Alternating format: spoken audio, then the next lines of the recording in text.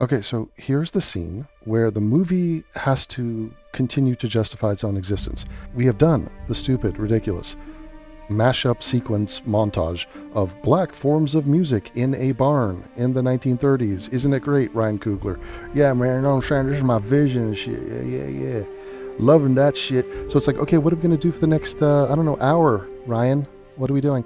I don't know. Let's have a knock at the door. Who's there? Let's find out. You fellers must be the owners of this establishment. That's right. That's right. And you are? Name's Remick. This here's Joan and Bert. Ah, these seem very dangerous. It's that yellow, right? Oh, and you. Must be that voice I heard from out here. How do you know that's the voice? So, okay, this is part of the bullshit you have to understand, is that they need to feel special. So black people in general, they need to think that our lives circle around them and like they're the thing. Like they've got the magic touch, right? And so this guy, he hears this kid's voice and it's like, oh my God, you can sing. It's amazing. I want that for myself. Now that doesn't make sense. Like, he's just appearing to be a fan of his music.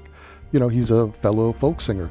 No. He's a white demon, happens to be Irish, and he wants to steal his voice.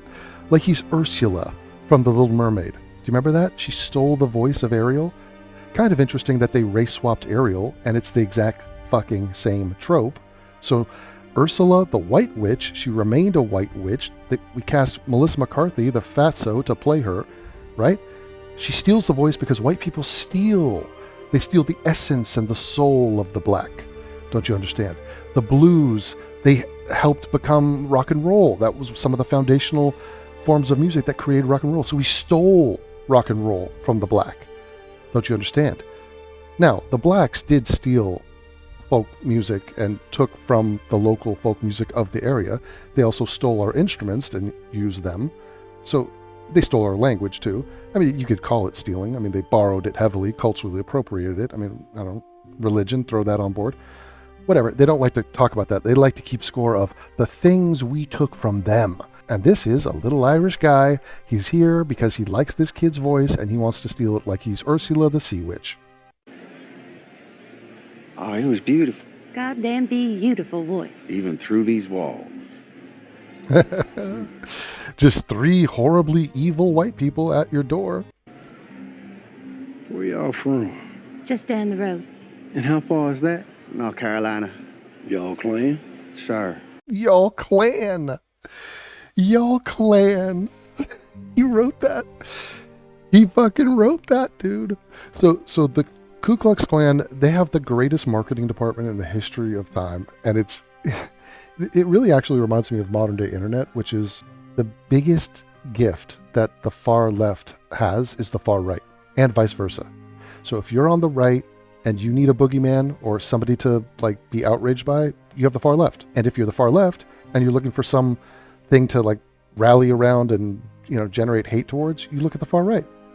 And they say, look, like they tried to bullshit this recently with like Renee Good and Alex Preddy, these two people who died, and, you know, crazy circumstances on both of their deaths, but they were deeply involved in why they died.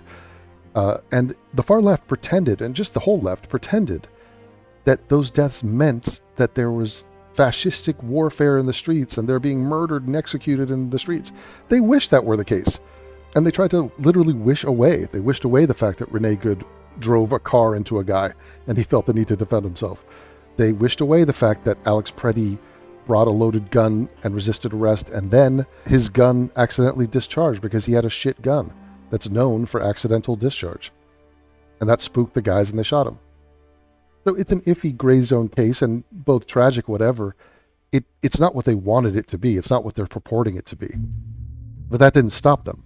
And so they focused on these two deaths. I mean, to the point of like, they talk about it at award shows. They're like, we're living in a time where 2 people have been murdered. It's like, we have over 50 murders a day, y'all.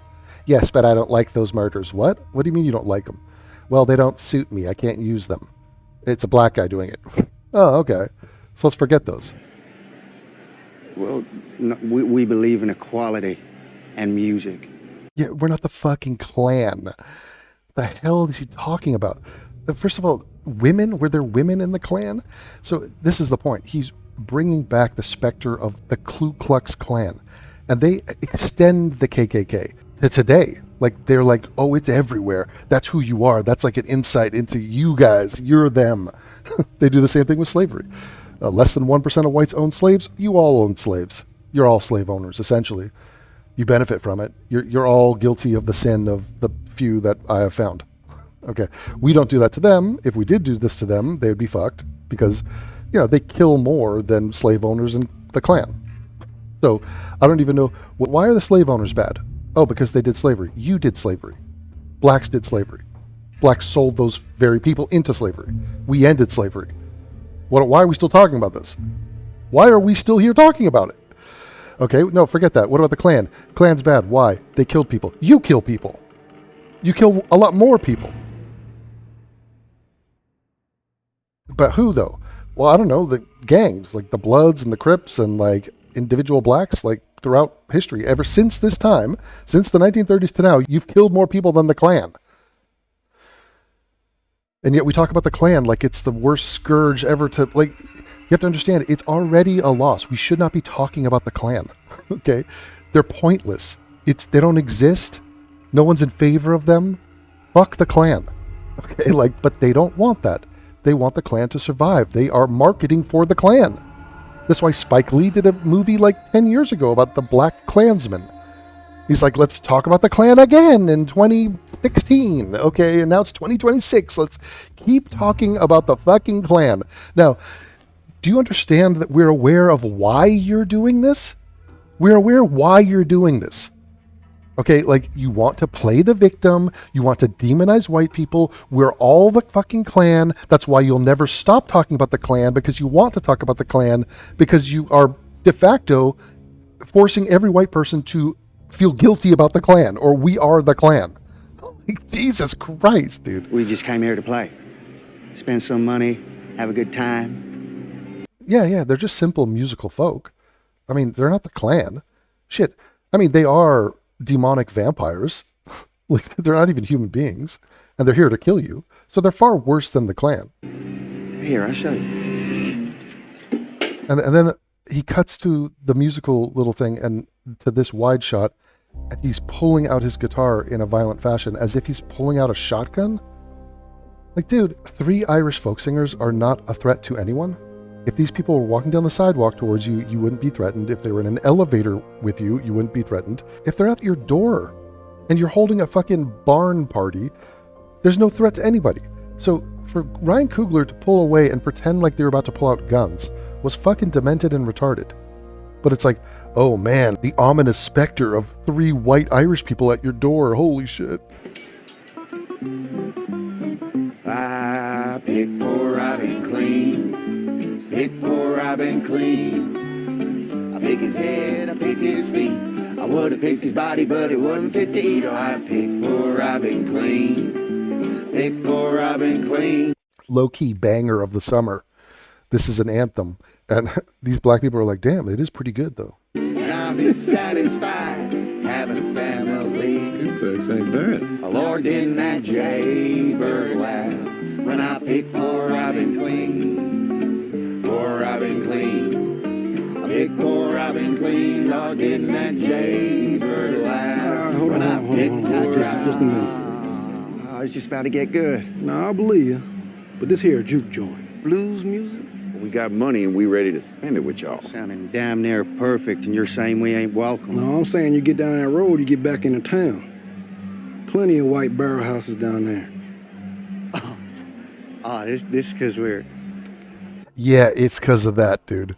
Yeah, first of all, that's why you're in this movie. That's why you are alive as a character. That's why Ryan Coogler created you. Your whiteness is essential.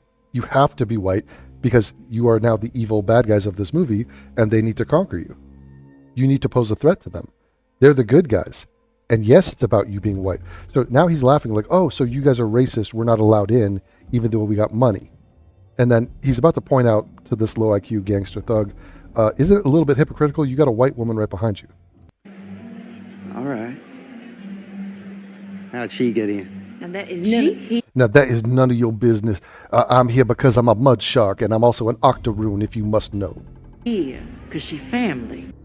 Okay, well, this is not a family gathering, and you are offering things. We're supposed to be able to gamble and purchase items in there, food and drink.